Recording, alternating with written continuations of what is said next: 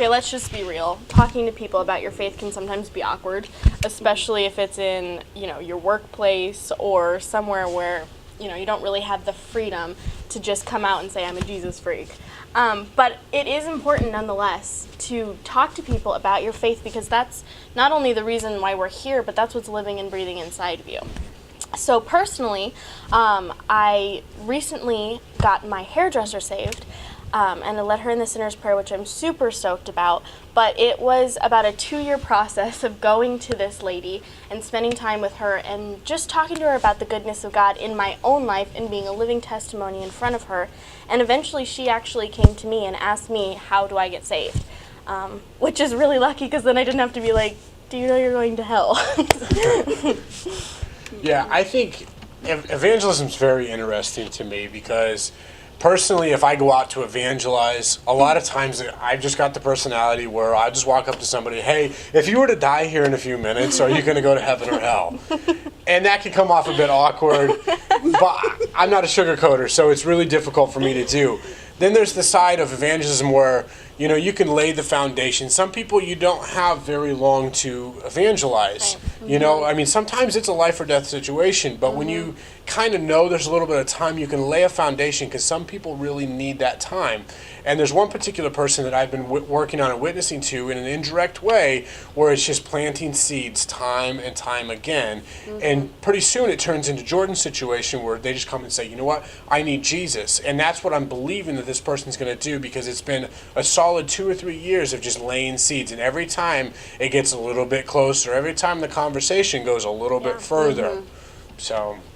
Yeah, I think to add to Justin's point, at least for me, there's been people in my life that God has really been challenging me not to give up and praying for them, because it's really disheartening. And I think that's why it's hard to evangelize, because you're like, I've given my best. I've offered the best information I can, and you still feel like it's not penetrating their heart, and you don't know what to do. So you just don't do it because it's uncomfortable. And then you get in this weird bubble of like, it's just about me and God. It's just about me growing. And you don't really grow unless you're giving what God has put inside of you away. And I got an opportunity to share with a good friend the other night. She was telling me that she's believing God for her sister. And she got really emotional and was like, I've been asking God for a long time and I haven't seen anything happen. And as she was talking, I was thinking about my little brother just gave his life to the Lord within the past year, rededicated his life to the Lord, and he's faced some really serious challenges, but it's a miracle that he's serving the Lord, because he's had a lot of challenges to face. And I was telling her just a little bit about what he went through, and not to give up, because I know even in that particular situation that I'm going to be real, like I stopped praying a little bit, not because I didn't believe that God could answer, but because when you see what's in front of you, you lose heart. But the Bible is true. If you keep asking and you keep knocking and you keep seeking, God will create miracles for him to encounter people that you could never have the way that he came to the Lord. I could have never orchestrated that. Only God could do that. Yeah.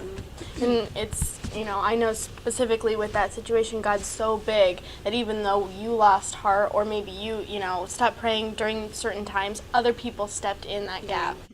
Hey everybody, hope you guys enjoyed the video today. Please comment below, let us know your thoughts. Also subscribe to our YouTube channel, The Underground Church Network. That's right, and you can find us on Facebook at facebook.com/UCN.young. Like, comment, but most importantly, share. Please follow us on Instagram at young_church. And lastly, if you'd like to get involved in what we're doing or have topic ideas, you can email us at ucn.young@gmail.com.